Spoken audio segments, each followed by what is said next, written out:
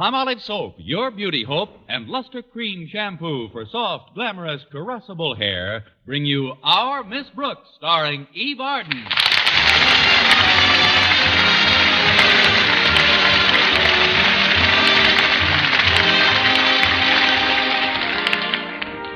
Our Miss Brooks, who teaches English at Madison High School, is as sociable as the next teacher, especially if the next teacher happens to be Mr. Philip Boynton. But unfortunately, Mr. Boynton, who teaches biology at Madison, is a rather shy individual. Yes, indeed. For a fellow who spends so much time studying life, he certainly manages to get very little on him. Of course, there are rumors around the school that I'm that way about Mr. Boynton. Now, I don't know exactly what that way means, but if feeling that way means feeling this way, then I guess I'm that way about Mr. Boynton. Anyway, last week he accepted my invitation to invite me to the faculty dance Saturday night.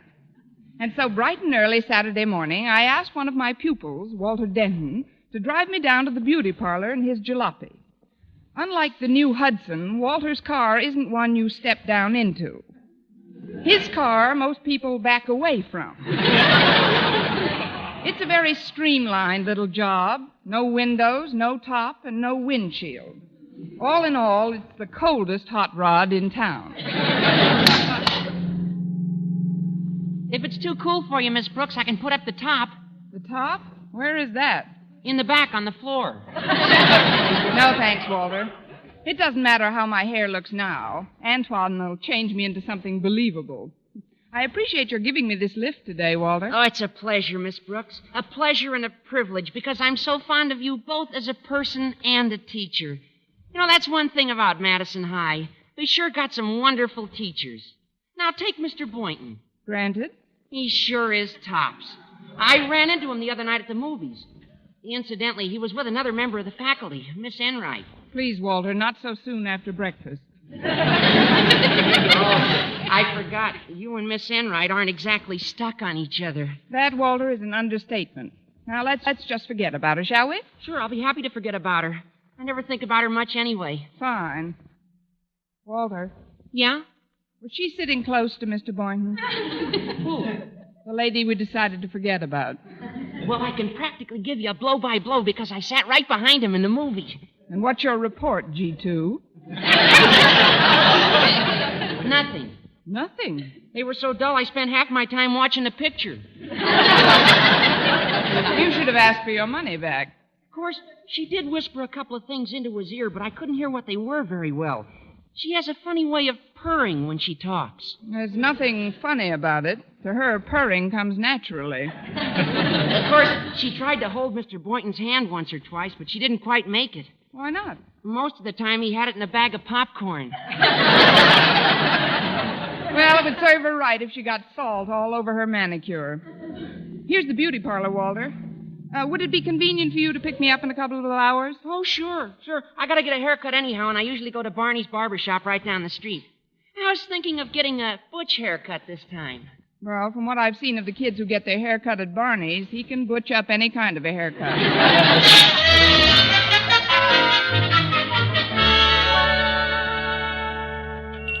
Hello, Antoine. Well, if it isn't Miss Brooks. A long time no see, like the man says.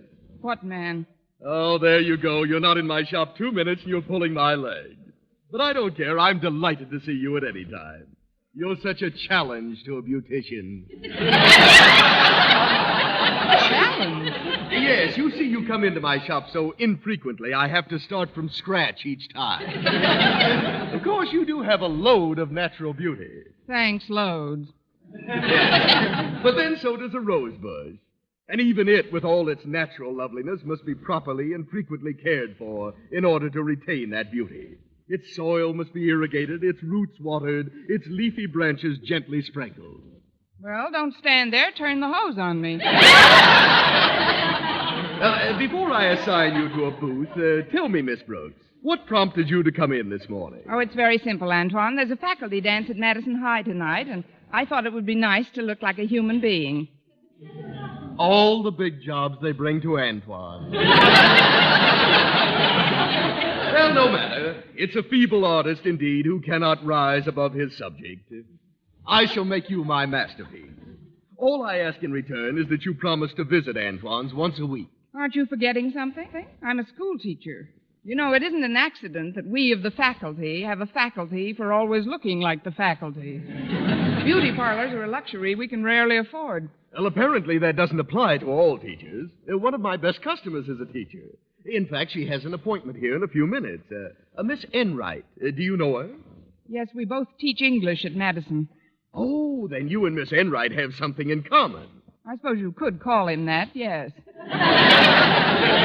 Oh, she's a wonderful person. Very active in the Parent Teachers Association and in all sorts of civic functions.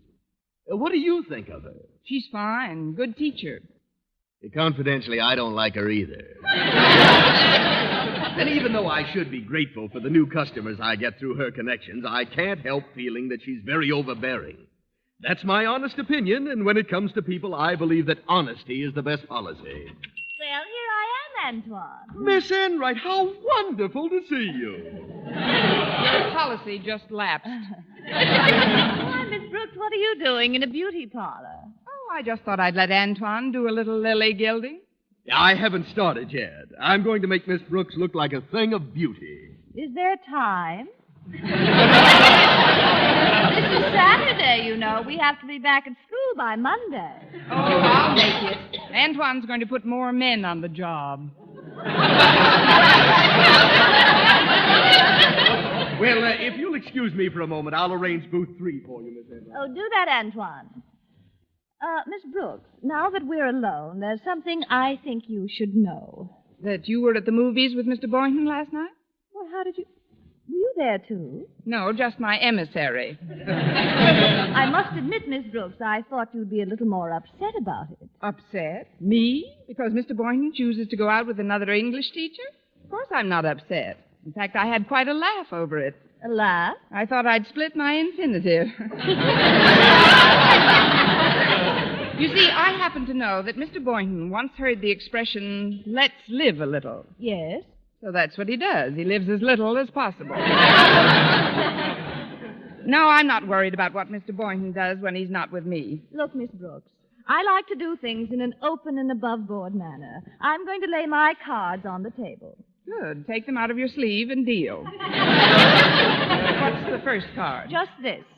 I know you've booked Mr. Boynton for the faculty dance tonight, but remember, there's always tomorrow, and I don't give up easily. Well, good for you, Salty Nails. Don't underestimate me, my dear. The next time Mr. Boynton and I walk down a middle aisle, it may not be in a theater. Be sure to invite me to the wedding. And, Miss Enright, if you ever become a mother, remember, I'd love one of the kittens.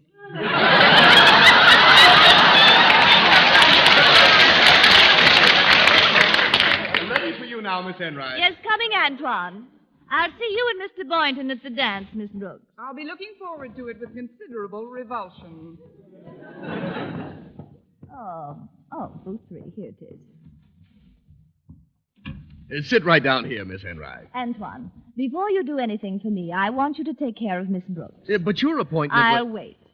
There's a certain way I want you to take care of Miss Brooks.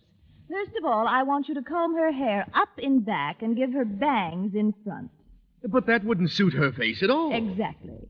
Then I want you to be sure and see that she's got pounds of makeup on. Plenty of rouge, eyeshadow, everything. But she won't like that. Neither will Mr. Boynton. I know the type. And whatever you do, don't let Miss Brooks look into a mirror. Tell her to wait for her first reaction from a member of the opposite sex. But, Miss Enright, suppose she doesn't want me to... She'll agree to anything you suggest. She knows you're an expert beautician. Well, then how can I betray her faith in me? I'd feel like a traitor. A despicable traitor. Antoine, dozens of women patronize this shop at my suggestion. And at my suggestion, they go elsewhere. Now, are you going to give Miss Brooks the works or not? Well, Benedict Arnold made a nice living for years.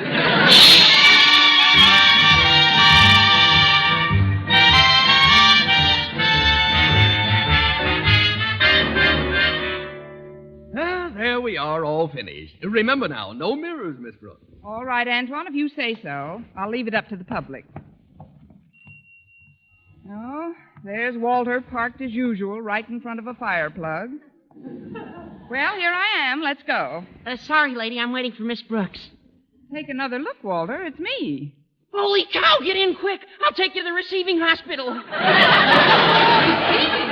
Or better yet, I'll give you first aid. I'm the Red Cross chairman of our class, you know. Well, why do I need first aid? Your mouth, it's all cut. Oh, you're just not used to seeing me with lipstick on. Start the car, Walter. I didn't intend to take so long. Mrs. Davis will be wondering what happened to me. When she sees you, she'll still be wondering. Gosh, that hair comb. Those bangs. What's wrong with these bangs? Are they too long? Well, in all the time you've known me, Miss Brooks, have I ever consciously been fresh or tried to hurt your feelings? No, Walter, never. And I can answer your question honestly. They're not long enough. They're frustrating, Miss Brooks. What are you talking about, Walter? Well, they start out all right, but just when they really get going, boom, they stop. Right at the tip of your nose. Oh, that's just a few hairs that were blown out of place in this hopped-up pie plate of yours. How do I look otherwise? Well, frankly, Miss Brooks, I thought you were more beautiful without all that stuff. I mean, well, gosh, with your natural beauty, you could have been a famous stage actress or even a model or a big movie star. I've often wondered, what made you become a school teacher anyway? I couldn't resist the money.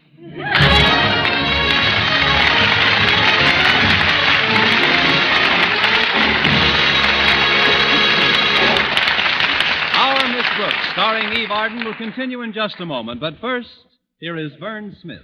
Regardless of age, skin type, or previous beauty care, doctors prove you, too, may win a lovelier complexion with Palmolive soap. But to win this lovelier complexion, you must stop improper cleansing. Instead, use Palmolive the way doctors advise. 36 doctors, leading skin specialists, advised using Palmolive soap this way for 1,285 women with all types of skin. Young, old, dry, oily, normal. And using Palmolive soap alone, 2 out of 3 won lovelier complexions. Oily skin looked less oily. Dull, drab skin wonderfully brighter. Coarse-looking skin appeared finer. Here's what the doctors advised. Wash your face with Palmolive soap 3 times a day. Massage with Palmolive's wonderful beauty lather for 60 seconds each time to get Palmolive's full beautifying effect. Then rinse. Look for improvement within 14 days, for doctors prove this way, using Palmolive alone, really works.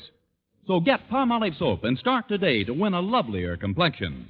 And ladies, enter the $100,000 49 Gold Rush contest. The makers of Palmolive soap offer $49,000 first prize and over 4,900 other prizes. Get entry blanks and complete rules from your dealer now. You may win a fortune in cash.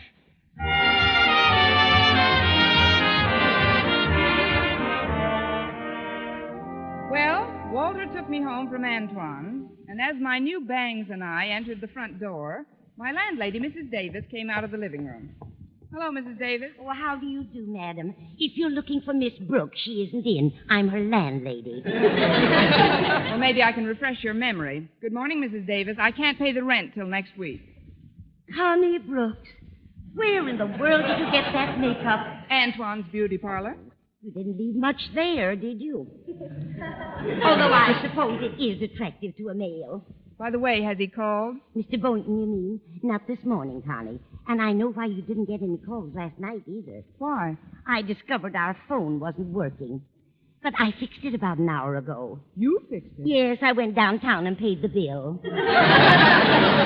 You know, Connie, as one gets used to your new look, it's not half bad. Oh, I should hope not. After spending 3 hours in a hot booth, the least I can expect... I'll get it. Hello? Well, hello, Miss Brooks. This is Mr. Boynton. I thought I'd better call to ask what time I can pick you up tonight. I wouldn't want to barge in without giving you ample time to get ready. Oh, you can come over any time, Mr. Boynton. It never takes me more than a few minutes to fix up. Well, then I'll be over about 7. You know, I tried to reach you several times last night, but your phone was out of order. Yes, I just heard about it. I was quite disappointed when you didn't answer, but while I was combing some new white mice I've acquired, Miss Enright dropped by and asked me if I wanted to go to the movies. What did you do with the other mice? I mean, where did you go after the movie? Ice cream parlor? Oh, no, I was full. The popcorn's very good at the Paramount. Yes, I know. Don't they have a slogan that goes, if it's a Paramount picture, it's the best popcorn in town? I don't know about that, Miss Brooks, but this wasn't a Paramount picture. It was an independent, and not a very good one. In fact, as I once heard Jack Benny say, they should have kept the picture and released the producer. That's a hot one. What was the picture about, Mr. Boynton? It was about some girl with a lot of money who wants her sweetheart to quit being a poor songwriter and work in her father's doorknob factory. Does he? No, but he writes a big hit song after they separate. And when he's got as much money as her father, he asks her to marry him again, and this time she says yes. I can't understand it. Me either. You ought to see the girl this fellow proposes to. She's got 2 inches of makeup on, and she wears bangs. Bangs? The most ridiculous-looking get-up you ever saw. How any man in his right mind could fall for anybody like that? Well, I won't keep you any longer, Miss Brooks. I'll pick you up at 7. Goodbye. Goodbye. Oh, I wish I hadn't let Walter go home. He could have taken me back to Antoine's. I'll get it, Connie. Well, Osgood Conklin, how is Madison's handsome principal today? Fine, Margaret, fine. As you know, my wife's preparing all the refreshments for the dance tonight, and she wondered if you'd be kind enough to help her out with a few sandwiches. Why, of course, Osgood. Shall I make the same kind of sandwiches I did last time? White fish and peanut butter? No, thank you. I've brought some Hello, things. Mr. Conklin. Miss Brooks has been to the hairdresser's, Osgood. Doesn't she look interesting? Well, I really don't know. It's hard to tell. I can see you all right, Miss Brooks, but how in the world can you see me? Oh, it's easy, Mr. Conklin. I just blow a little, and there you are. As a matter of fact, I've got to get back to the beauty parlor right away. Do you think you could give me a lift? I suppose so, Miss Brooks. And, Mrs. Davis, you'll find the ingredients for the sandwiches in this package right here. All right, Osgood. I'll get started right away. See you later, Connie. Goodbye, Mrs. Davis. Well, come along, Miss Brooks. I'll drop you off at white fish and peanut butter?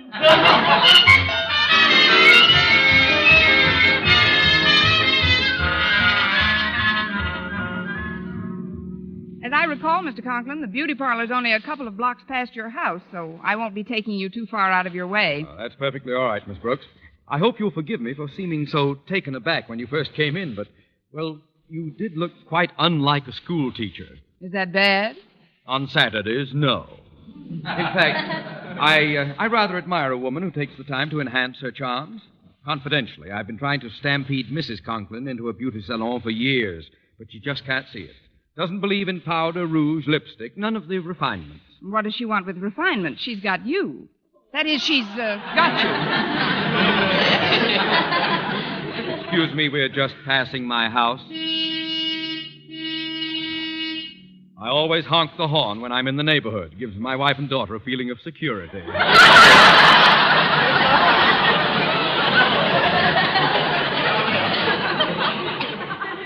But as you just said, Miss Brooks, she's got me. That's the trouble. She doesn't have to patronize beauty shops to hold on to me, and she knows it. Of course, if she had some reason to be jealous of me, Jealous. Miss Brooks, do you think that if Martha were jealous... Oh, pardon me, Mr. Conklin, but if you'll just pull up here, this is Antoine's. Where? It's that little building with the dimple in the door. Thanks for the lift, Mr. Conklin. You're welcome, Miss Brooks. And we can pursue the topic of my wife's peccadillos at the dance tonight. Oh, definitely. I'm one of the best peccadillo dancers in town.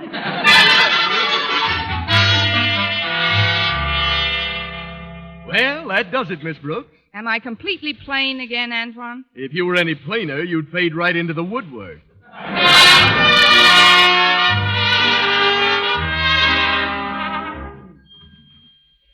Yoo-hoo! I'm home, Mrs. Davis. She should be back any... Oh, wait a minute. She just came in.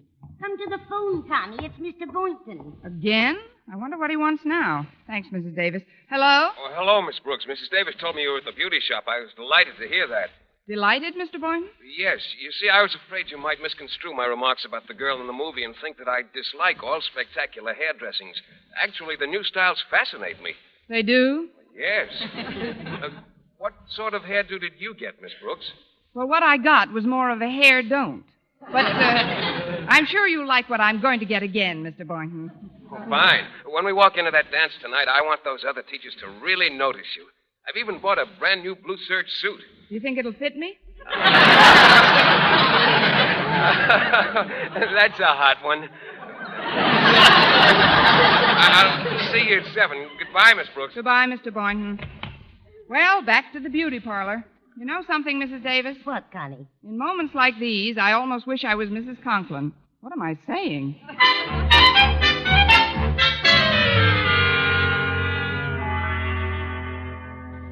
I'll have to be going down to the gym now, Martha. I want to see if it's fixed up properly for the dance tonight. Very well, dear. Oh, don't forget the keys to your car. They're on the table in the hall. And Osgood, I must say the car took a lovely polish. I got a glance at it when you were driving past the house with some woman. Yes. Well, I was just... You saw me driving with some woman, Martha? Yes, dear, I did. Well, there's no need to be jealous, of course, but she was quite pretty, don't you think? I'm sorry, Osgood. I didn't get a very good look at her. I was carrying some cold cuts at the time. If you must know, she was gorgeous. The cold cuts were quite popular last year. Don't evade the issue, Martha. Who was that woman you saw me with this morning? Oh, I know that, Joe. That's a hot one. I repeat, who was that woman, Martha? What woman? Oh, in the car with you. Well, really, Osgood, you drive so many women from the Board of Education around. This one wasn't from the Board of Education. Far from it. Oh, please, dear. You're leaning against the potato salad. Why don't you admit it, Martha? You're jealous. 5 loaves of white. That should be enough. Martha, I said you were jealous. Yes, dear. Now, where did I put the rye bread? Martha, you're not even listening to me. Hello, Dad. Hello! Oh, sorry. Hello, Harry. Harriet, you've been crying. Is something wrong, dear? Oh, everything's wrong. Walter Denton told me he had to pick up Miss Brooks, but when I saw him, he was riding around with some creature in bangs. I'm going up to my room now, Mother. And if Walter calls, just tell him I've taken a slow boat to China. All right. But after you've brooded a while, please come down and help me find the rye bread. Oh, Mother! Now, there's a girl who will make some man a fine wife. Insanely jealous. Oh, here's the rye bread. I do hope I win the door prize this year. Don't think I'm past noticing pulchritude, Martha. I'm still just a boy at heart. You know why I gave that other woman a lift in my car? Because she'd just come from the beauty shop. You hear me, Martha? I was bedazzled. If it hadn't been for all the powder and that store-bought hair... That man of mine wouldn't have gone nowhere. Oh, what's the use?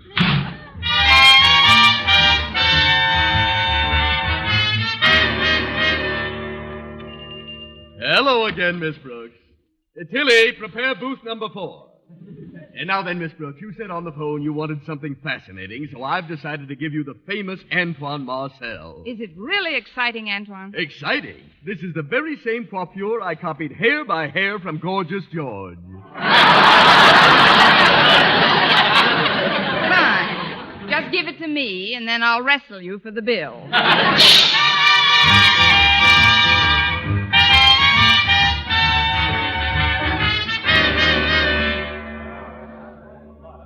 Well, this ought to be a very successful dance, Miss Brooks. Quite a few people in the gym. Yes, indeed, Mr. Boynton. And at the sound of the next voice, there will be one people too many. Oh, there you are. Good evening, Mr. Boynton. Well, good evening, Miss Enright. The next number is a waltz, Mr. Boynton. Is it? Yes, and I'm just dying to waltz. Well, you do that. Mr. Boynton and I will be right behind you. Well, look who just came in. It's Mrs. Conklin, isn't it? Oh, yes, but in a backless evening gown and an upswept hairdo. And I thought I was overdone. Alongside of Mrs. Conklin, I look like Carrie Nation after a bad night. Hello, everyone. Well, good evening, Mrs. Conklin. Hello, Mrs. Conklin. Don't let me scare you. I got myself up like this to teach Osgood a lesson. I wonder what he'll say when he sees me. Well, you won't have to wait long to find out. He's coming over now. Hello, folks. I see. We have a newcomer in our midst, and a very charming one at that. Osgood Conklin at your service, Miss... It's Mrs. Conklin. Well, I'm delighted to make your... Mrs. Conklin. Hello, Osgood. My! What in the world? Your hair, well, if that is... Your face is... Of all the... You look lovely, my dear.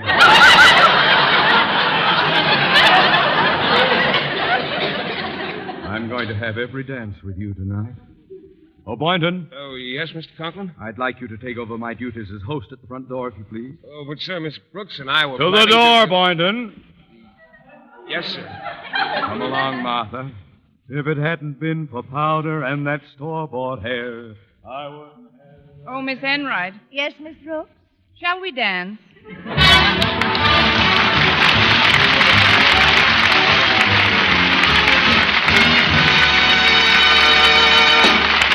Arden as our Miss Brooks returns in just a moment. But first...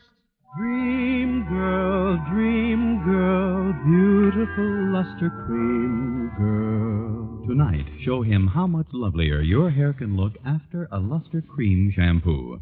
Only Luster Cream brings you Kay Dumit's magic formula blend of secret ingredients plus gentle lanolin. Gives loveliness lather even in hardest water. Glamorizes your hair as you wash it. Luster Cream. Not a soap, not a liquid, but a dainty cream shampoo. Leaves hair fragrantly clean, free of loose dandruff, glistening with sheen. Soft, manageable. Gives new beauty to all hairdos or permanents.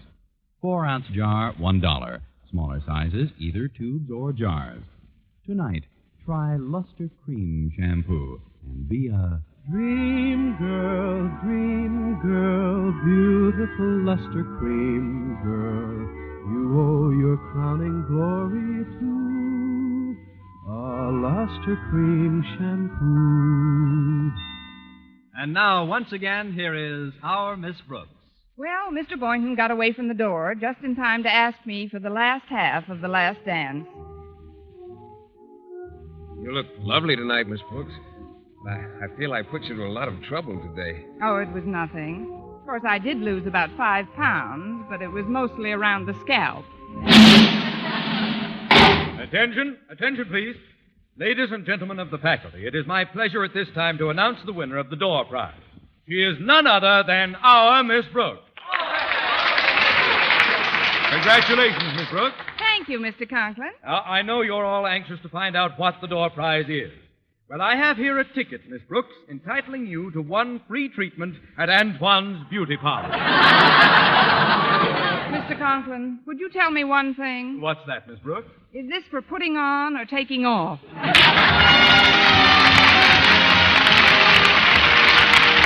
Next week, tune into another Our Miss Brooks show brought to you by Palmolive Soap, Your Beauty Hope, and Luster Cream Shampoo for soft, glamorous, caressable hair. Our Miss Brooks, starring Eve Arden, is produced by Larry Burns, written and directed by Al Lewis, with music by Wilbur Hatch. Mr. Boynton is played by Jeff Chandler, Mr. Conklin by Gail Gordon. Others in tonight's cast were Jane Morgan, Dick Crenna, Gloria McMillan, Mary Jane Croft, Frank Nelson, and Margaret McDonald.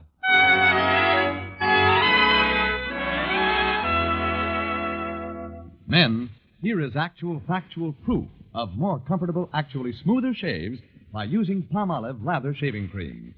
1,251 men tried the Palmolive Lather way to shave described on the tube. And no matter how they shaved before, 3 out of 4 got more comfortable, actually smoother shaves. Try Palmolive Lather Shaving Cream. See if you don't get more comfortable, actually smoother shaves the Palmolive Lather Shaving Cream way. For mystery liberally sprinkled with laughs, listen to Mr. and Mrs. North, the exciting, fun-packed adventures of an amateur detective and his beautiful wife. Tune in Tuesday evenings over most of these same stations. And be with us again next week at this same time for another comedy episode of Our Miss Brooks. Bob Lamont speaking. This week marks the 37th anniversary of the Girl Scouts, and the Colgate Palmolive Peat Company takes this opportunity to wish a very happy birthday to all Girl Scouts of America, whose fine program trains the girls of today to be better citizens in the world of tomorrow. This is CBS, the Columbia Broadcasting System.